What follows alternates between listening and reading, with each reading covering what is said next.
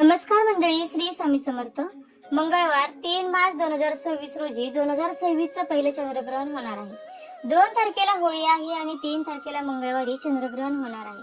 हे ग्रहण किती वाजता सुरू होणार आहे, किती वाजता संपणार आहे, या ग्रहणाचा वेधारंभ म्हणजे ग्रहणाचं सूतक किती वाजल्यापासून सुरू होत आहे, विशेष करून गर्भवती स्त्रियांनी कुठल्या प्रकारचे नियम पाळावे, तसेच घरातील वृद्धांनी कुठल्या प्रकारचे नियम पाळावे, ग्रहणामध्ये आपण काय करावे काय करू नये याविषयी कुठल्याही प्रकारची भीती मनात न बाळगता संपूर्ण शुद्ध माहिती आपल्याला या व्हिडिओच्या माध्यमातून मिळणार आहे. त्यामुळे हा व्हिडिओ स्किप न करता आपण शेवटपर्यंत नक्की पहा. मंगळवार 3 मार्च 2026 रोजी दुपारी 3:20 हे ग्रहण सुरू होणार आहे. त्यानंतर 5:04 या ग्रहणाचा मध्यकाळ असणार आहे आणि ग्रहणाची समाप्ती सूर्यास्ताच्या नंतर म्हणजे 6:48 होणार आहे.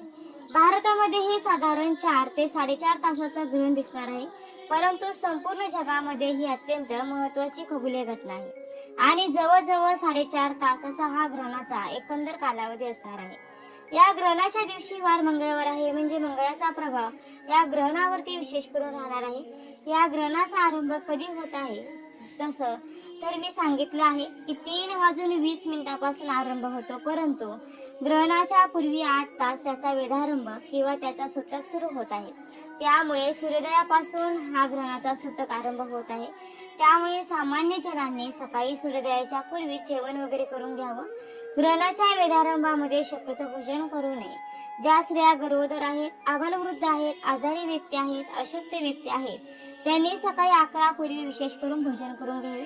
11च्या नंतर शक्यतो खाऊ नये. विशेष करून गर्भवती स्त्रिया आहेत, त्यांनी सुद्धा 11 पर्यंत जेवण करून घ्यायचं आहे. प्रत्यक्ष ग्रहणामध्ये आपल्याला मलमूत्राचा त्याग करायचा, पाणी प्यायचं नाहीये, परंतु त्यापूर्वी जो वेधारंभ आहे, ज्या काळामध्ये ग्रहणाचं सूतक असणार आहे, तर अशा काळामध्ये आपण पाणी पिऊ शकता. त्यानंतर जे काही आपले नैसर्गिक विधी आहेत टॉयलेट बाथरूमचे, ते निश्चितपणे आपण करू शकता. अगदी गर्भवती स्त्रिया सुद्धा पाणी ग्रहण करू शकतात.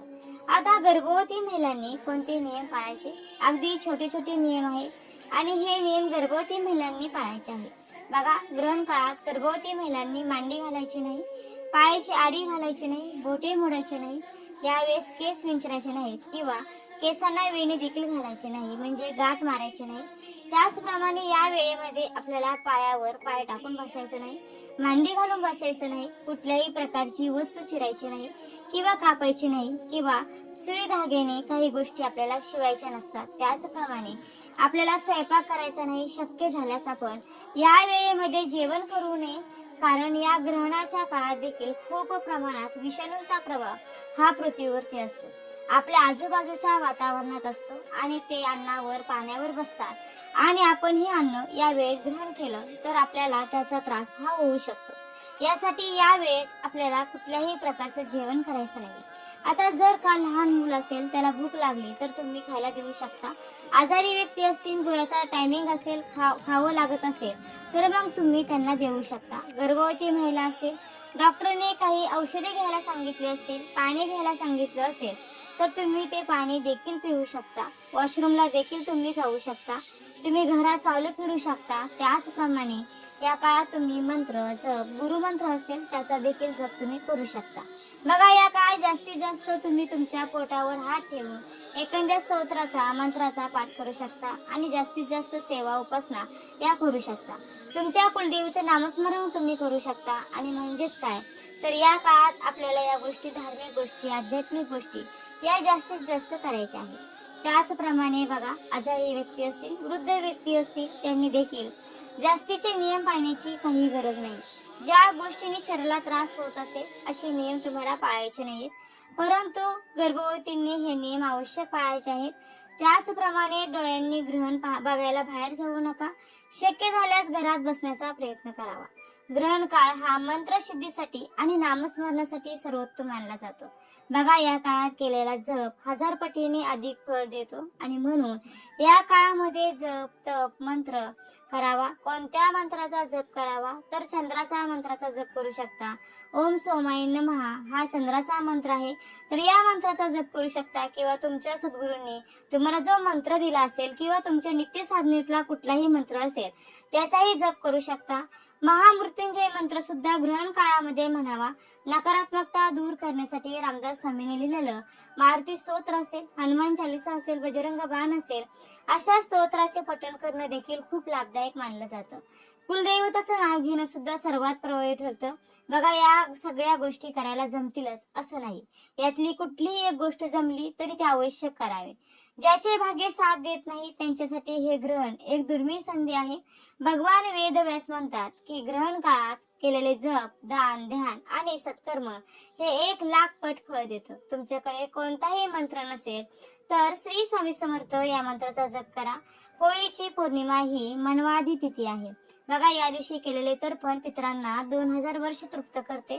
त्यामुळे पितरांचे तर्पण आवश्यक करावे. सुतक ग्रहणाच्या 9 तास आधी सुतक लागतं. त्यापूर्वी देवांची पूजा करून घ्या, म्हणजे सूर्योदयापूर्वीच पूजा करून घ्यायची आहे. तसेच सुतकापूर्वी सर्व अन्न आणि पाण्याच्या भांड्यामध्ये कुशा किंवा तुळशीचं पान किंवा दुर्वा टाकावे.